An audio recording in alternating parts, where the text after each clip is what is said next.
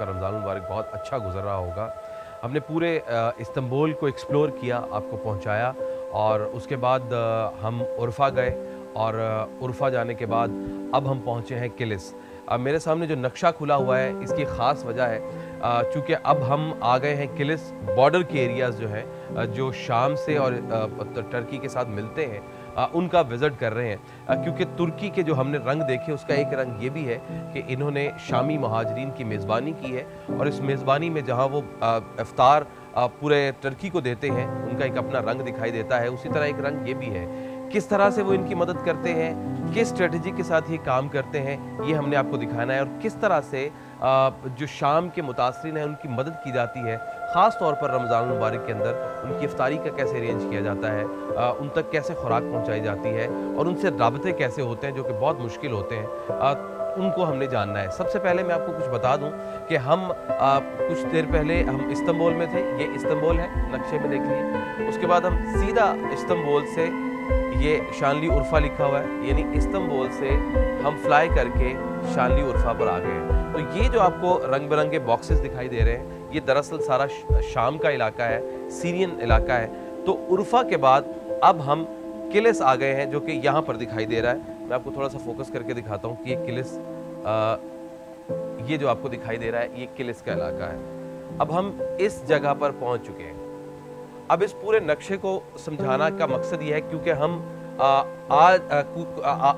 आज इस जगह पर जाने वाले हैं। किलिस से अंदर हम जो इलाका है एलेपो यानी कि एलेपो, उसके अंदर हम जाना चाह रहे हैं जो कि खासा मशहूर भी हुआ, जहाँ जो सीरियन थे उनके ऊपर बहुत बड़े अटैक्स हुए, किस तरह से एवैक्यूएशन की गई, किस तरह से हालात बने, वो हमने आपको बताना है। लेकिन उससे पहले ये समझ लीजिए कि ये सारा नक्शा कहता क्या है। दरअसल ये जो वाइट एरिया आपको इस तरफ ऊपर वाली पट्टी दिखाई दे रही है, ये सारा, जैसे मैंने आपको बताया कि शानली उर्फ़ा और उसके बाद किलिस, ये सारा इलाका है टर्की का।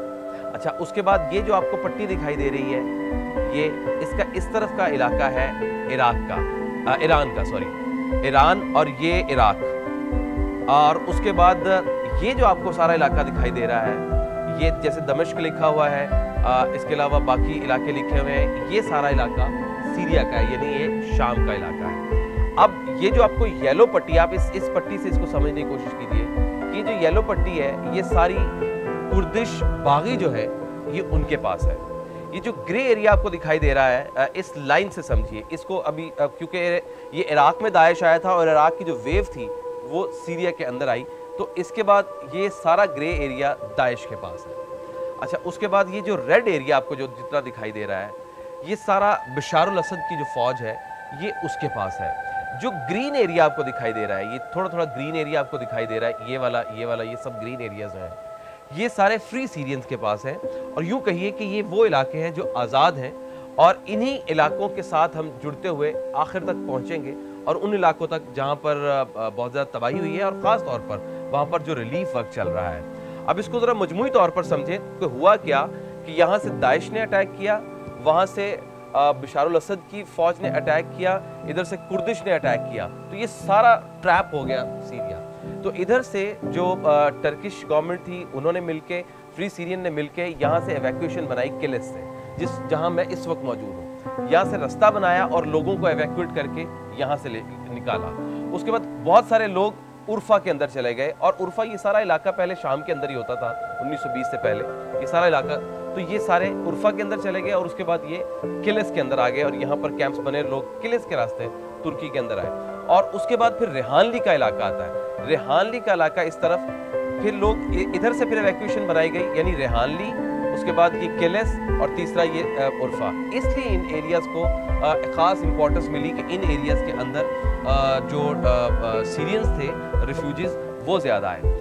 अब यहाँ पर हुआ ये है कि ख़ास तौर पर ये जो ग्रीन एरियाज़ हैं इनके बॉर्डर के करीब ही कैंप्स बना दिए गए हैं। उन कैंप्स के अंदर हम आपको लेकर जाएंगे, उन कैंप्स में ज़िंदगी कैसी गुजरती है। और इन कैंप्स के बनाने के दो रीज़न्स थी। एक तो ये कि जो सीरियंस हैं वो अपने मुल्क के अंदर रहें और टर्की के अंदर बोझ ना पड़े, वो अपने मुल्क के अंदर ही रहें और उनको महसूस हो कि अपने मुल्क के अंदर रह रहे, कैंप के अंदर है लेकिन मुल्क के अंदर है। और दूसरा ये कि जब कभी इसकी इवैक्यूएशन हो और जब ये फ्री हो सीरिया, तो ये वापस बड़े ही आराम से इनको रिफ्यूजीज के तौर पर ना ट्रीट किया जाए, बड़े आराम से अपने अपने घरों को चला जाए और वापस चला जाए। अब ये है मजमूई तौर पर सारी सूरत हाल और सारी मजमूई तौर पर ये सारी कहानी जो हम आपको बताना चाह रहे हैं। लेकिन दो चीज़ें बड़ी अहम है जिसको हमने समझना है और उसके बाद हमने उस इलाके में आपको लेकर जाना है जिस इलाके की हम बात कर रहे हैं। किले से अंदर हम शाम के अंदर जाएंगे और शाम के उस इलाके में जहाँ पर कैंप्स बने हुए हैं, जहाँ पर अभी भी चीज़ें डिमोलिश्ड हैं, उसके लिए नदीम अहमद साहब खुबैब फाउंडेशन के चेयरमैन मेरे साथ ही हैं। अब ये जो जितनी बातें मैं जो बता रहा हूँ ये मुझे नदीम साहब ने समझाई हैं। एक स्ट्रेटजिकली मैं इनको समझना चाह रहा था कि नदीम साहब, जब हम शानली उर्फा की बात करते हैं, जब हम किलिस की बात करते हैं और जब हम रेहानली की बात करते हैं, तो इधर से हम देखते हैं कि जब उर्फा की बात करते हैं तो यहाँ पर हमें येलोइश एरिया नजर आता है जो कि कुर्दिश बागियों का है। ये उर्फा की क्या स्ट्रेटेजिकल इंपॉर्टेंस है कि जिसकी वजह से यहाँ पर रिफ्यूजीज काफ़ी ज़्यादा हैं? किलिस की क्या स्ट्रेटेजिकल इंपॉर्टेंस है और इसकी रेहानली की क्या स्ट्रेटेजिकल इंपॉर्टेंस है और यही एरियाज क्यों हैं? और ये ख़ास तौर पर हमें ये भी बता दीजिएगा कि कहीं कहीं हमें दरमियान में ग्रे एरियाज दिखाई देते हैं, जैसे ये रेड है और ये ग्रे है, ये दरअसल क्या है? बिस्मिल्लाहिर्रहमानिर्रहीम। मुर्तज़ा, असल में जो तुर्की के बॉर्डर के इलाके हैं उनमें शाम की एंट्री पे 3 दरवाजे हैं। एक दरवाज़ा है ये शानली उर्फा के साथ, एक दरवाज़ा है जिससे किलिस के साथ और एक दरवाज़ा है शाम में दाखिल होने का इदलिब के साथ।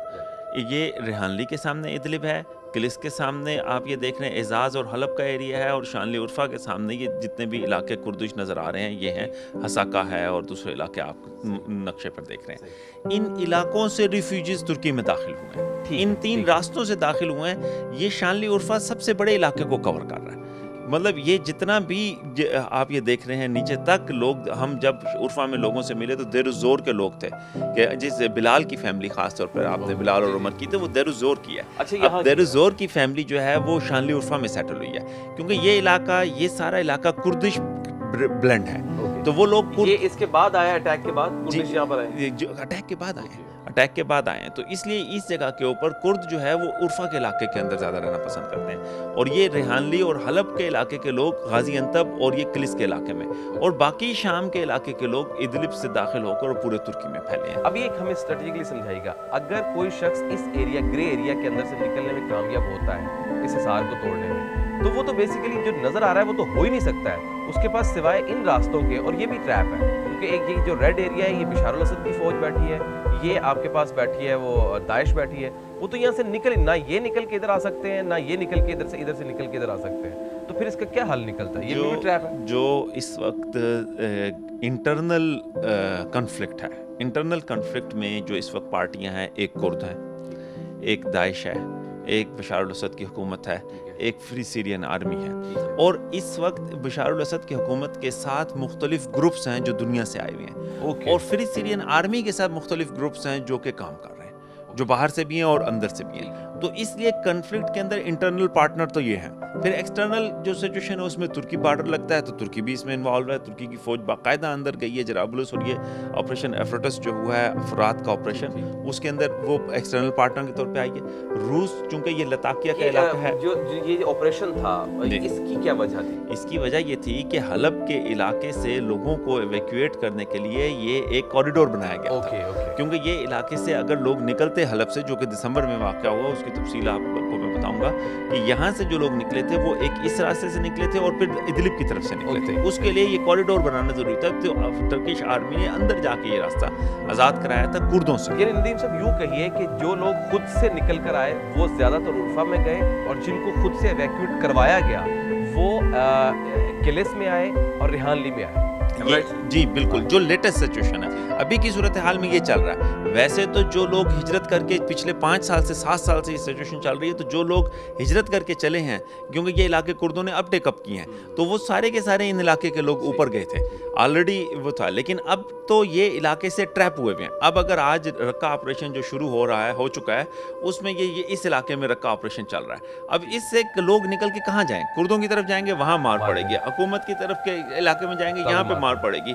अब इसलिए ये कॉरिडोर को बड़ा करना चाहते हैं ताकि इस इलाके से लोगों को एवैक्यूएट मतलब 5 लाख लोग तो सिर्फ रक्का के इलाके में फंसे हुए हैं और बहुत बड़ी तादाद है इधर आबादी की जो यहाँ पे फंसी हुई है। तो इसलिए इस वक्त की जो सूरत हाल है इसमें सारी एक इतनी बड़ी भयानक सिचुएशन है कि लोग कहते हैं कि जंग बंद होगी। ये जंग बंद नहीं होगी, हर तरफ एक मुख्तलिफ ग्रुपों की जंगें जारी हैं। साथ साथ इराक के साथ हम देखते हैं कि ईरान को भी फिर इसके बहुत ज़्यादा इफेक्ट्स आ सकते हैं, क्योंकि कुर्दिश जो बागी हैं उनकी ठीक ठाक बेल्ट यहाँ पर दिखाई दे रही है। इराक और ईरान को, इराक तो खैर है सो है, लेकिन ईरान बहुत ज़्यादा इफेक्ट होगा।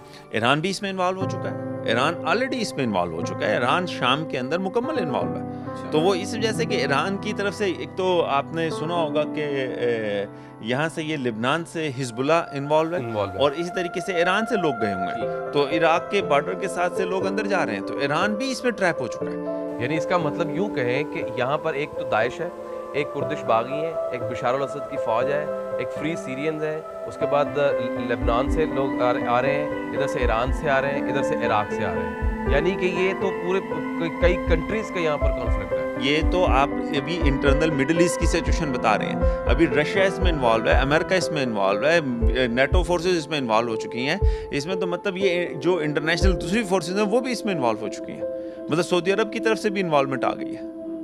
तो जनाब ये था हमारा इसको समझना कि हम दरअसल मैप से आपको समझा सकें। तो ये याद रखिएगा, मैं कोशिश करता हूँ कि मैं इसको थोड़ा सा और जूम इन कर सकूँ और मैं आपको दिखा सकूँ। तो जनाब ये किलिस है, हम यहाँ पर है, ये किलिस है और किलिस